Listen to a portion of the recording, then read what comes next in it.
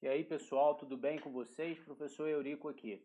Hoje a gente começa a unidade 3. Então, nessa unidade a gente vai falar um pouquinho das propriedades mecânicas, né, que envolvem aí os materiais e algumas forças acessórias ao movimento. Peço que vocês, ao final da aula, né, deem uma olhada aí nos exercícios que eu vou deixar lá no formulário, né? Vou mandar no Google Forms para vocês alguns exercícios de revisão sobre essa aula. E também vou deixar um material de apoio de leitura lá no Siga A para que vocês tenham um material para leitura, tá bom? Bom, então bora começar. Bom, pessoal, então começando aqui, a gente vai falar nessa unidade 3, né, dessas propriedades mecânicas, começando com essas forças acessórias ao movimento. Grande parte do que eu vou falar aqui, então, lembre-se, né, que são forças acessórias ao movimento. A gente vai falar de cargas internas ou externas, né, que atuam ali para que o movimento ocorra. Então, são forças. Então, a gente está falando de cinética, né? São forças aí associadas ao movimento. E quando a gente fala dessas propriedades mecânicas, a gente divide essas forças acessórias em três divisões que têm mais duas subdivisões. As três divisões ou forças, né, principais aí acessórias ao movimento é tensão, compressão e cisalhamento. Sendo que tensão e compressão, né, são cargas ali que combinadas formam uma carga de inclinação, que a gente vai falar depois, e o cisalhamento, que nada mais é que um deslizamento, né, um movimento não axial, e que se subdivide numa outra carga também que envolve um deslizamento, porém esse sim axial, né, um centro girando ali, né, como se fosse uma tampa girando em torno do seu centro. Então uma carga de torção. Ambas então são de deslizamento, porém uma é axial e a outra é não axial, ok? E falando sobre as cargas de tensão, quando eu falo sobre carga de tensão, tudo que é tensão é uma força que tende a separar os corpos. Então, imagine você segurando um elástico, né, um tubo de borracha. Ele, na posição de repouso dele ali, ele tem pouca tensão. Porém, à medida que você pega esse elástico e começa a deformá-lo, você aumenta a quantidade de tensão nesse elástico. Você está separando, aumentando ele de comprimento, por exemplo, né? E a tendência dele é querer retornar ao comprimento original. Então é essa propriedade elástica que vai gerar a tensão. Então quando você afasta, né, ou separa, né, são cargas que tendem a separar, geralmente elas aumentam a tensão. Pessoal que gosta de música, por exemplo, instrumentos de corda, você vai lembrar do violão, de uma guitarra, de um violino, seja lá o que for. Quando você vai apertando a corda, o que você está fazendo? Mesma coisa que o elástico, você está aumentando o comprimento dela. E ao aumentar o comprimento dela, você aumenta a tensão. Tanto que na corda do violão, se você aperta demais, ela arrebenta, por exemplo, né? Então, que você gerou tanta tensão ali que o material não aguentou. Depois a gente vai ter uma aula específica para isso, tá? Quando a gente for falar de relação comprimento-tensão, mas só para vocês entenderem. Então, essas cargas de tensão, elas tendem a separar, né, a afastar, a aumentar o comprimento, e com isso a gente gera mais tensão. Aqui nesse slide você tem alguns exemplos, né, de tensão ocorrendo, mas imagine nessa figura aqui, né, que representa bastante aí o nosso corpo, né, no dia a dia. Quando você se dependura numa barra, por exemplo, aqui em cima você está com um ponto fixo, e aí você tem o peso tracionando aqui para baixo, né? Ou seja, gerando uma carga de tensão, esticando. Geralmente, quando nós fazemos exercícios de alongamento, quando você alonga o músculo, é uma carga de tensão. A contração muscular, digamos, de uma forma mais precisa, né? Mais técnica, que seria o mecanismo de ação muscular, quando esse músculo gera tensão, o nome já propriamente já diz, né? É uma carga de tensão também. O músculo, ele inserido, né, em dois pontos ósseos diferentes, né, ele produz tensão para tentar aproximar esses pontos, né? Ou seja, esses pontos estão afastados e aí o músculo gera tensão, né, para tentar aproximar. Então essa tensão, quando ela é maior do que a resistência, você consegue aproximar. Então o mesmo caso do elástico. O elástico está muito separado. Se eu não consigo sustentar ele aqui cedo, ele consegue voltar ao comprimento original. Se eu consigo afastá-lo e segurar, ele fica gerando uma tensão aqui, porém ele não é capaz de me trazer. Então essas são cargas de tensão. Só deixar para registro, tá, gente? O nosso músculo esquelético, né, a única propriedade que ele sabe fazer, né, a única coisa que ele faz prontamente no nosso corpo é gerar tensão. Digo em termos mecânicos, tá? Então, o que o músculo faz é gerar tensão. Então, quando você gera uma ação muscular, seja ela excêntrica, concêntrica, isométrica, é um mecanismo de tensão muscular. E a tensão é uma força, tanto que a unidade de medida dela é dada em newtons, tá? Então, quando eu falo em força, estou falando em newtons, tá bom? Ou quilogramas força também. Bom, seguindo aí, uma outra carga importante são as cargas de compressão. Ela é o oposto da carga de tensão. As cargas de compressão, elas tendem a espremer, né? Elas tendem a juntar, a deixar mais unidos, né? Mais comprimidos, mais comprimidas as estruturas, né? Então aqui a gente tem diversos exemplos. Eu coloquei esse exemplo ali do fêmur, né? Sobre a tíbia. Quando você está na posição ereto ali, ó, em pé, né, com o joelho estendido, parado, todo o peso do seu corpo ali, ó, distribuído sobre o seu joelho, por exemplo. É lógico que eu poderia utilizar outras articulações aqui como exemplo, porque isso de fato vai estar acontecendo numa escala, né, em todas as articulações que estão assim nesse eixo axial. Mas, por exemplo, o fêmur sendo espremido contra a tíbia, né? Então, nessa posição ali, eles têm uma grande área de contato e uma área de compressão, espremendo os dois ali. Então, se a gente se lembrar na aula anterior, não me lembro bem a unidade, mas que eu falei da questão da congruência articular, nesse caso aí, eles estão bastante congruentes. Por quê? Além de ter muita área de contato, né, tá na posição em pé, ereto aqui, então a força é distribuída axialmente, né, diretamente para baixo, sem desvios, muita área de contato e ainda tem uma carga comprimindo, espremendo uma na outra, né, dificultando com que elas se afastem. Porém, não confundam que cargas de compressão sempre dão essa sensação ou essa propriedade de delas estarem bastante congruentes, pois não. Né? Imagine nesse mesmo sentido a carga aqui e eu flexionei o joelho, aí você muda o vetor de força, o vetor não está mais para baixo, ele começa a ficar para frente, e aí você gera uma carga, que é uma outra que nós vamos ver daqui a pouco, que é o cisalhamento, que aí vai fazer o quê? Com que ela escorregue sobre a outra. Então você diminuiu a área de contato e mudou a direção da força, fazendo com que ela deslize. Então nesse caso aí a compressão vai fazer com que ela deslize para frente, por exemplo, tá bom? Mas em geral, cargas de compressão tendem a espremer uma estrutura sobre a outra. Algumas partes do nosso corpo, como por exemplo coluna vertebral, próprio joelho com os meniscos, né, ele já é fisiologicamente preparado para esses tipos de carga. Então, por exemplo, entre as vértebras ali na coluna, eu tenho os discos intervertebrais, que eles funcionam mais ou menos como amortecedores, para que aquela carga de pressão, né, ou de compressão não fique espremendo e machucando um contra o outro. Algumas doenças, né, que acontecem aí no nosso corpo, lesões e tal, tem muito a ver com cargas compressivas, tá? Ah, Eurico, então isso quer dizer que as cargas compressivas são prejudiciais ao nosso corpo? Não.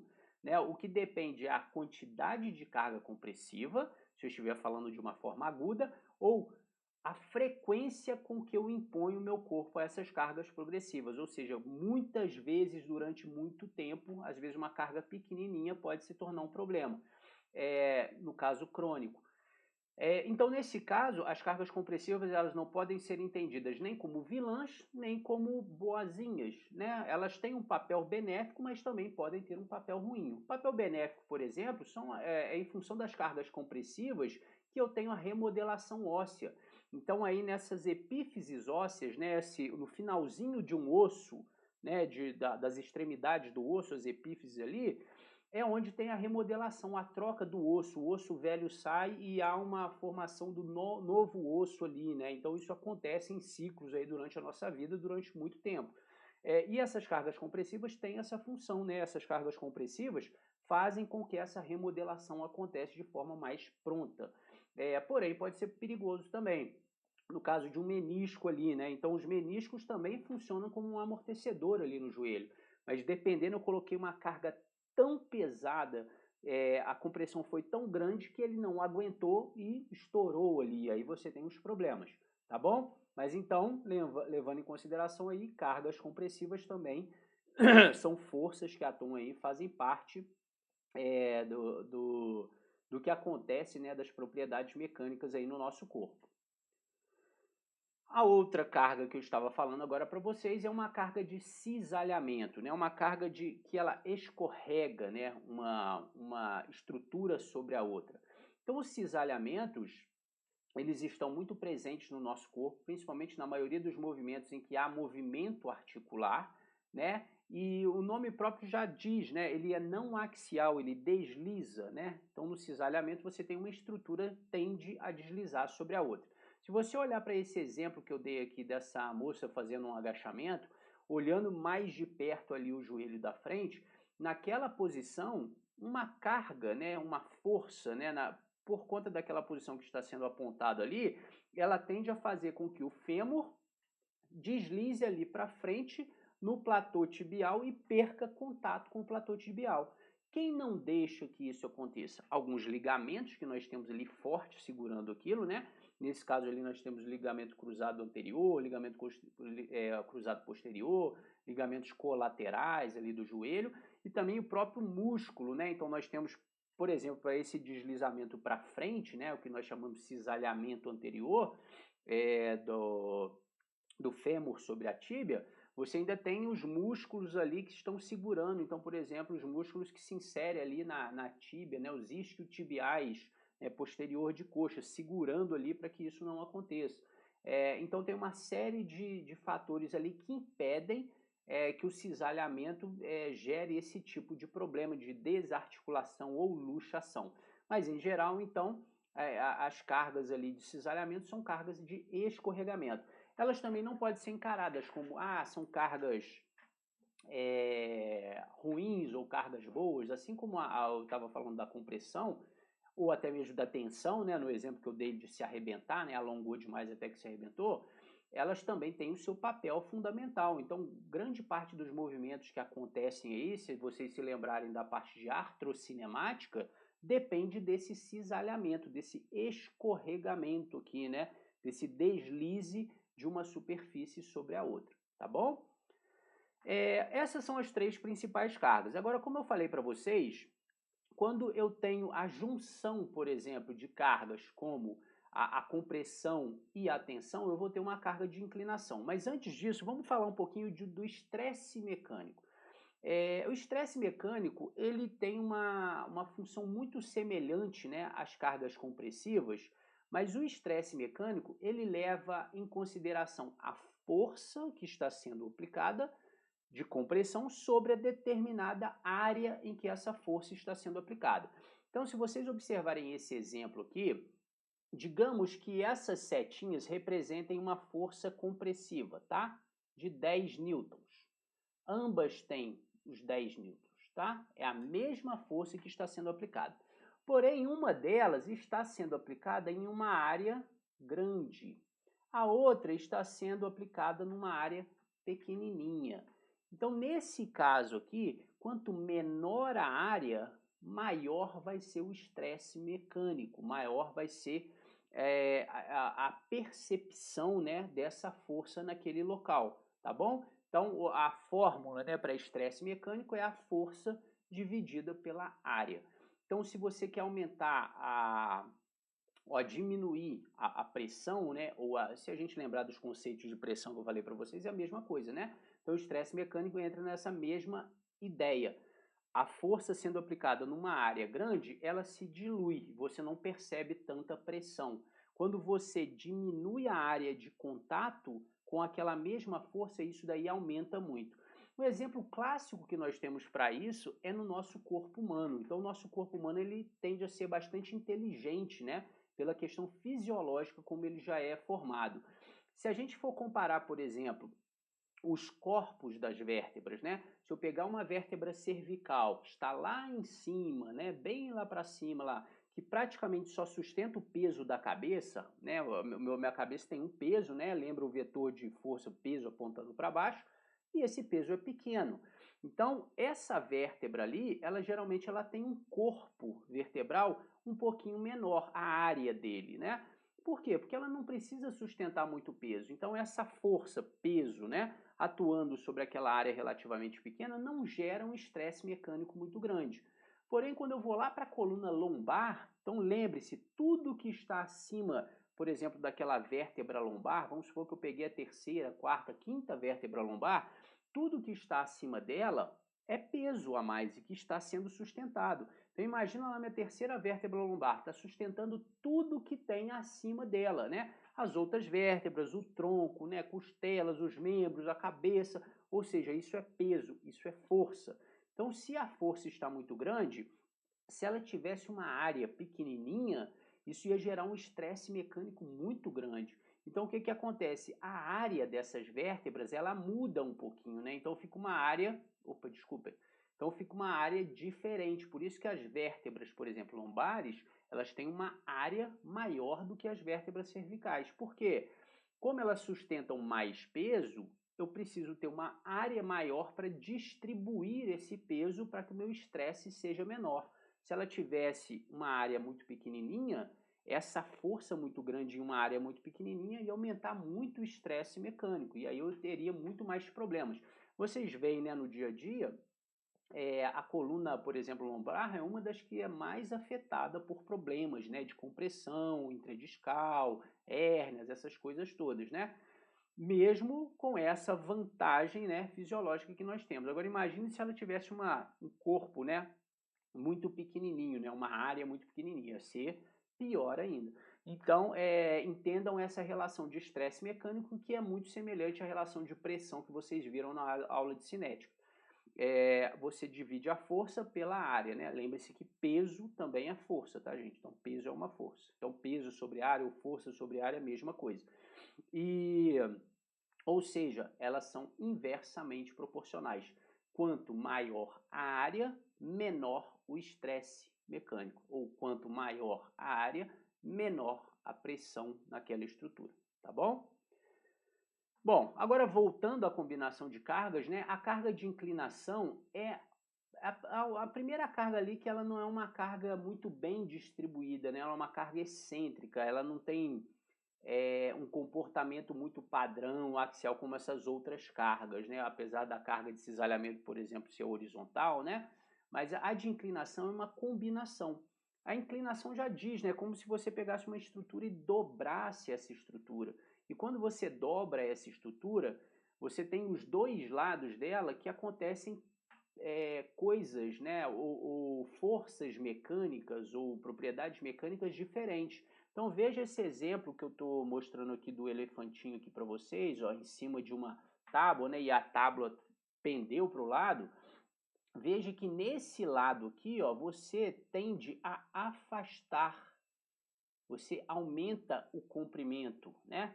E nessa daqui é o oposto, você tende a aproximar, você espreme as estruturas. Então aqui eu tenho compressão e aqui eu tenho tensão, tá? Então é uma carga combinada, né? É uma carga ali meio desproporcional ali, né? Porque ela não é muito precisa, axial ali nessas questões, né? É uma carga que gera compressão de um lado e tensão de outro. Se a gente olhar ali para a coluna lombar, né? Naquele movimento, por exemplo, de hiperextensão da coluna lombar, nós vamos perceber isso, ó, nessa parte aqui, ó, parte anterior e aqui a parte posterior da coluna, né? Ventre e as costas, tá?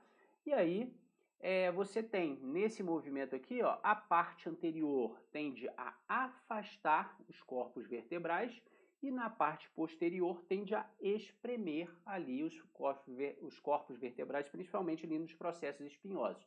Então entendam, se eu tenho ali, imagine que eu tenho nas vértebras aqui, ó, vou desenhar uma vértebra muito mais ou menos aqui, mas só para vocês entenderem, tá? Então eu tenho as vértebras aqui, ó. E aqui eu tenho o disco intervertebral entre elas, tá? Então, uma vértebra aqui em cima e uma vértebra aqui embaixo. Isso aqui, esse rabichinho que vocês estão vendo é o processo espinhoso. Bom, muito bem.